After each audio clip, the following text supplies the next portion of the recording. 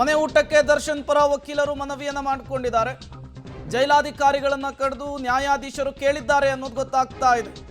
ಅವಕಾಶ ಇದೆಯಾ ಮನೆ ಊಟ ಮಾಡೋದಕ್ಕೆ ಅಂತ ಹೇಳಿ ಜೈಲಾಧಿಕಾರಿಗಳಿಗೆ ನ್ಯಾಯಾಧೀಶರು ಕೇಳಿದ್ದಾರೆ.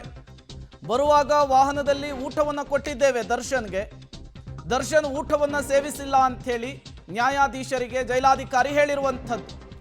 ಮನೆ ಊಟಕ್ಕೆ ದರ್ಶನ್ ಪರ ವಕೀಲರು ಮನವಿಯನ್ನ ಮಾಡಿಕೊಂಡಿರುವಂಥದ್ದು. ಅದಕ್ಕೆ ನ್ಯಾಯಾಧೀಶರು ಸಮ್ಮತಿಯನ್ನು ಕೂಡ ಕೊಟ್ಟಿದ್ದಾರೆ.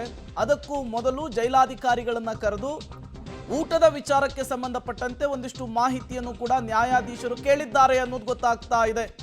ಬೆಳಗ್ಗೆಯಿಂದಲೂ ಕೂಡ ದರ್ಶನ್ ಏನನ್ನೂ ತಿಂದಿಲ್ಲ, ಹಾಗಾಗಿ ಮನೆಯಿಂದ ಊಟ ತಂದಿದ್ದೇವೆ, ಊಟ ಮಾಡೋದಕ್ಕೆ ಅವಕಾಶ ಮಾಡಿಕೊಡ್ಬೇಕು ಅಂಥೇಳಿ ದರ್ಶನ್ ಪರ ವಕೀಲರು ಇವತ್ತು ಕೋರ್ಟ್ನಲ್ಲಿ ಮನವಿ ಮಾಡಿಕೊಂಡ್ರು.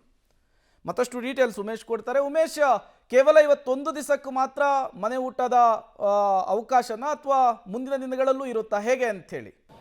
ಪ್ರೇಮ್, ಸದ್ಯಕ್ಕೆ ಇವತ್ತು ಒಂದಿನಕ್ಕೆ ಮಾತ್ರ ಮನೆ ಊಟಕ್ಕೆ ನ್ಯಾಯಾಧೀಶರು ಅನುಮತಿ ಕೊಟ್ಟಿರುವಂಥದ್ದು. ಆ ನಂತರದಲ್ಲಿ ಪರಪ್ನಗರದ ಜೈಲಲ್ಲಿ ಇದ್ದಂಥ ವೇಳೆಯಲ್ಲೂ ಕೊಡ್ತಾರಾ ಅನ್ನೋದ್ರ ಬಗ್ಗೆ ಇನ್ನಷ್ಟೇ ಗೊತ್ತಾಗಬೇಕಾಗಿದೆ. ಹಾಗಾಗಿ ನಟ ದರ್ಶನ್ ಪರ ವಕೀಲರು ಇವತ್ತು ಮನವಿ ಮಾಡ್ಕೋತಾರೆ. ಯಾವಾಗ ಚಾರ್ಜ್ ಫ್ರೇಮ್ ಎಲ್ಲ ಪ್ರಕ್ರಿಯೆ ಎಲ್ಲ ಮುಗಿಯುತ್ತೆ, ಮುಗಿದ ನಂತರದಲ್ಲಿ ಬೆಳಗ್ಗೆಯಿಂದಲೂ ಕೂಡ ನಟ ದರ್ಶನ್ ಏನು ತಿಂಡಿ ಊಟ ಏನೂ ಮಾಡಿಲ್ಲ, ಹಾಗಾಗಿ ಮನೆಯಿಂದ ಊಟ ತರಿಸಿದ್ದೀವಿ, ಊಟ ಮಾಡೋದಕ್ಕೆ ಅವಕಾಶ ಮಾಡಿಕೊಡ್ಬೇಕು ಅಂತೇಳಿ ನ್ಯಾಯಾಧೀಶರ ಬಳಿ ಕೇಳಿದಂಥ ವೇಳೆಯಲ್ಲಿ ನ್ಯಾಯಾಧೀಶರು ಕೂಡ ಒಂದು ಕ್ಷಣ ಯೋಚನೆ ಮಾಡಿದ ನಂತರದಲ್ಲಿ ಕೊಡಿ ಅಂತೇಳಿ ಹೇಳಿರುವಂಥದ್ದು. ಆ ನಿಟ್ಟಿನಲ್ಲಿ ಇವತ್ತು ಒಂದು ಟೈಮ್ಗೆ ಈಗ ಮನೆಯಿಂದ ತಂದಿರೋ ಊಟವನ್ನು ಕೊಟ್ಟಿರುವಂಥದ್ದು. ಆ ನಂತರದಲ್ಲಿ ಈಗ ಕೂಡ ಆದೇಶ ಏನೋ ಭರಿಸ್ತಾ ಇದ್ದಾರೆ ಅನ್ನೋದ್ರ ಬಗ್ಗೆ ಮಾಹಿತಿ ಲಭ್ಯ ಆಗಿದೆ. ಹಾಗಾಗಿ ಇನ್ನು ಮುಂದೆ ಅಂದರೆ ಪ್ರತಿದಿನ ಪರಪ್ನಗರ ಜೈಲಿಗೆ ಹೋದ ನಂತರದಲ್ಲೂ ಕೂಡ ನಟ ದರ್ಶನ್ಗೆ 3 ಹೊತ್ತು ಕೂಡ ಮನೆ ಊಟ ಕೊಡ್ತಾರಾ ಅನ್ನೋದು ಇನ್ನಷ್ಟೇ ಗೊತ್ತಾಗಬೇಕಾಗಿದೆ. ಯಾಕೆಂದರೆ ಈ ಹಿಂದೆ ಕೂಡ ಇದೇ ವಿಚಾರಕ್ಕೆ ವಿಚಾರಣೆಗೆ ಬಂದಂಥ ವೇಳೆಯಲ್ಲಿ ವಾದ ಪ್ರತಿವಾದ ಮಾಡಿದಂಥ ವೇಳೆಯಲ್ಲಿ ಮನೆ ಊಟಕ್ಕೆ ಅವಕಾಶ ಕೊಡಬಾರ್ದು ಅಂತ ಸರ್ಕಾರಿ ಪರ ವಕೀಲರು ಮನವಿ ಮಾಡಿಕೊಂಡಿದ್ರು. ಯಾಕೆಂದರೆ ಈತ ಇನ್ನೂ ವಿಚಾರಣಾಧೀನ ಕೈದಿ ಆಗಿದ್ದಾನೆ,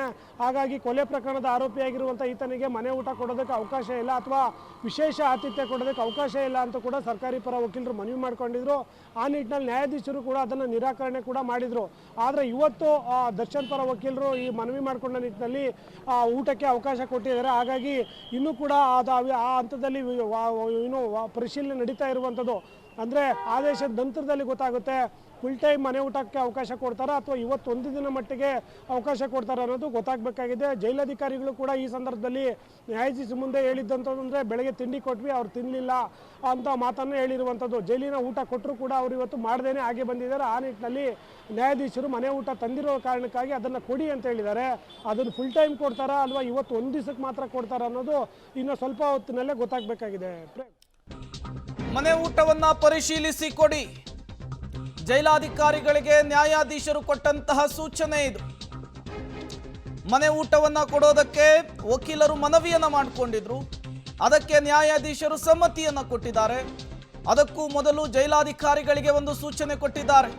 ಜೈಲಿನಲ್ಲಿ ಸಂಜೆ 6 ಗಂಟೆಯ ನಂತರ ಊಟ ಸಿಗಲ್ಲ, ಜೈಲಿಗೆ ಹೋಗೋದಕ್ಕೆ ತಡವಾಗಲಿದೆ, ಹಾಗಾಗಿ ಮನೆ ಊಟ ಮಾಡೋದಕ್ಕೆ ಅವಕಾಶ, ಮನೆ ಊಟವನ್ನು ಕೊಡಿ ಅಂತ ಹೇಳಿ ನ್ಯಾಯಾಧೀಶರು ಹೇಳಿದ್ದಾರೆ. ಮನೆ ಊಟವನ್ನು ಪರಿಶೀಲಿಸಿ ಕೊಡಿ ಅಂತ ಹೇಳಿ ನ್ಯಾಯಾಧೀಶರು ಹೇಳಿದ್ದಾರೆ. ಜೈಲಾಧಿಕಾರಿಗಳಿಗೆ ನ್ಯಾಯಾಧೀಶರು ಕೊಟ್ಟಂತಹ ಸೂಚನೆ ಇದು. ಜೈಲಿನಲ್ಲಿ ಸಂಜೆ 6 ಗಂಟೆಯ ನಂತರ ಊಟ ಸಿಗಲ್ಲ, ಆ ಕಾರಣಕ್ಕಾಗಿ ಜೈಲಿನಿಂದ ದರ್ಶನ್ ಅವರನ್ನ ಜೈಲಿಗೆ ಶಿಫ್ಟ್ ಮಾಡೋದು ಕೂಡ ತಡವಾಗಲಿದೆ, ಹಾಗಾಗಿ ಮನೆ ಊಟವನ್ನು ಕೊಡಿ ಅಂತ ಹೇಳಿ ನ್ಯಾಯಾಧೀಶರು ಜೈಲಾಧಿಕಾರಿಗಳಿಗೆ ಹೇಳಿದ್ದಾರೆ. 3 ತಿಂಗಳುಗಳ ಬಳಿಕ ಇವತ್ತು ಒಂದು ದಿನ ಮಾತ್ರ ದರ್ಶನ್ಗೆ ಮನೆ ಊಟದ ಭಾಗ್ಯ. ಮನೆ ಊಟವನ್ನು ಪರಿಶೀಲಿಸಿ ಕೊಡೋದಕ್ಕೆ ಸೂಚನೆಯನ್ನ ಈಗ ಕೋರ್ಟ್ ಕೊಟ್ಟಿರುವಂಥದ್ದು.